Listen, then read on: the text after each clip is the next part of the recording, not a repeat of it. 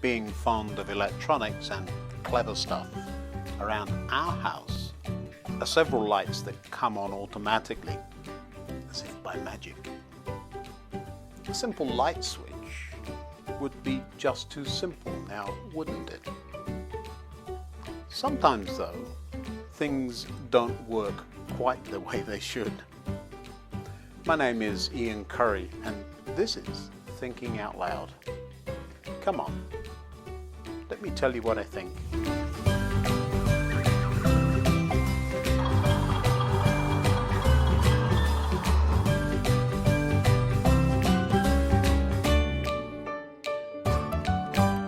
The front of our house has been a big mess for quite some time. Either the deer are eating everything or I'm having to dig a big hole to repair a broken drain. Any garden that had been there got destroyed when the tractor moved in or by the deer. Eventually I'll find some dirt, pile it in the right places and plant something that grows faster than the deer can eat it. Now if we could just get the deer to munch on weeds, we'd be in great shape, wouldn't we? In the meantime, a few well-placed lights make things look great.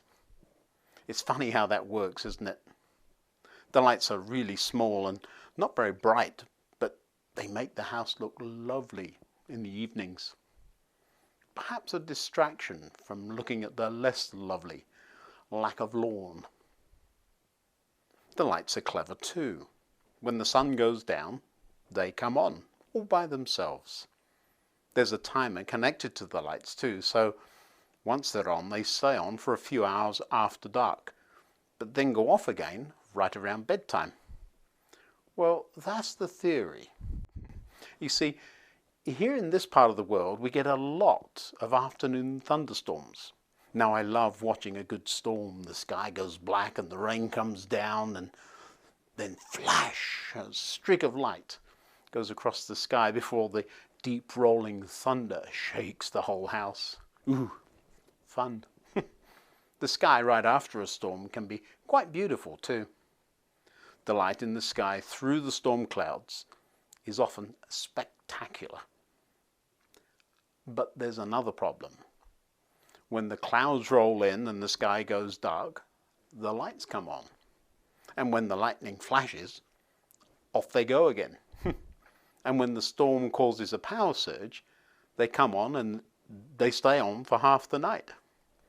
It's not ideal, is it? There's another light that we have that's automatic too.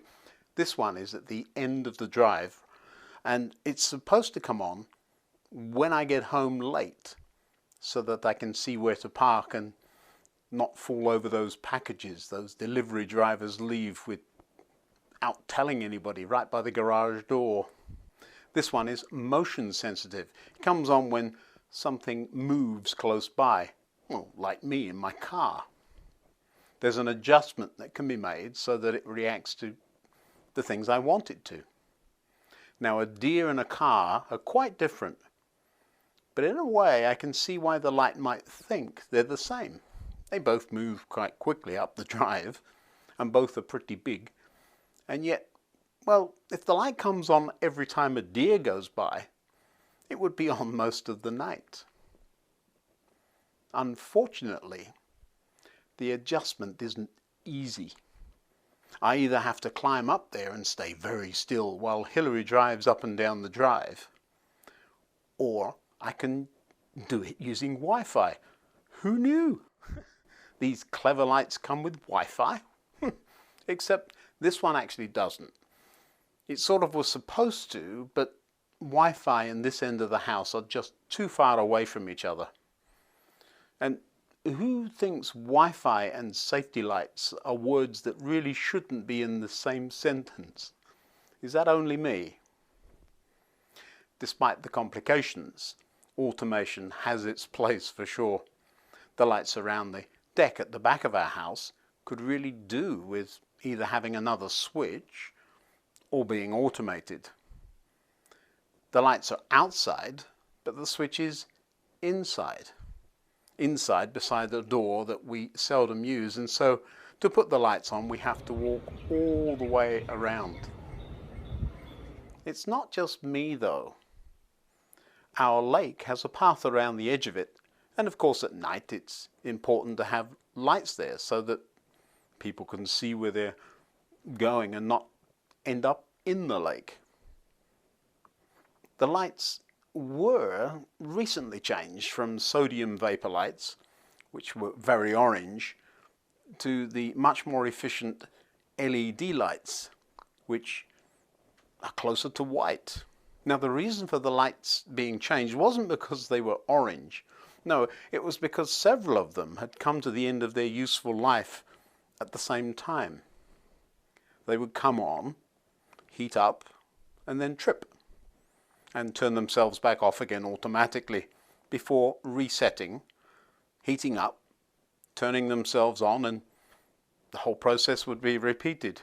It was less than helpful. The new LED lighting is supposed to be much more efficient. We shall see. I have a picture or two that show some of these kinds of different light colours in street lighting. One of them is from Holland. On one side of the canal there you can see the mercury vapour lights, while on the other sodium vapour lights. And the lights are very different in colour, of course. Progress, I suppose, will eventually catch up. Eventually we'll wonder why we ever used orange lights to light streets where colours are so hard to distinguish. Sometimes the changes are good things. Sometimes perhaps they seem to be a little unnecessary. Change for the sake of change, perhaps.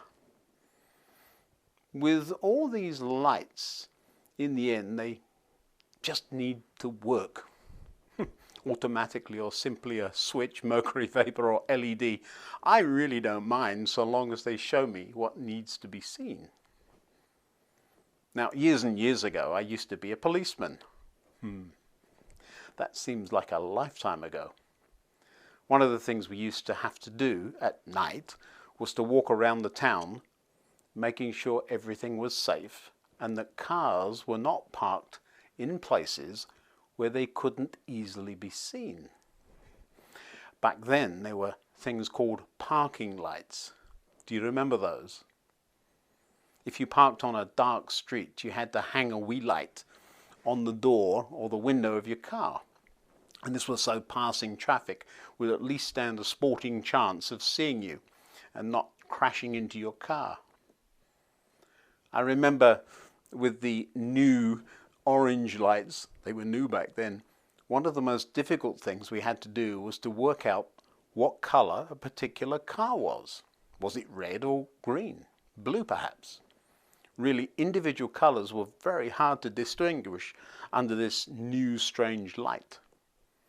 Shadows too were awkward. The overlap between two street lights, especially if they were slightly different colours, would make it very hard to really know what we were looking at. I've often thought about the comparison of God to light.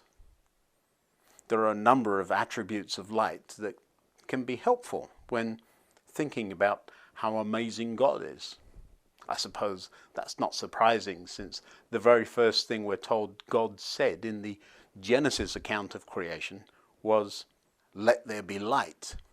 And there was light.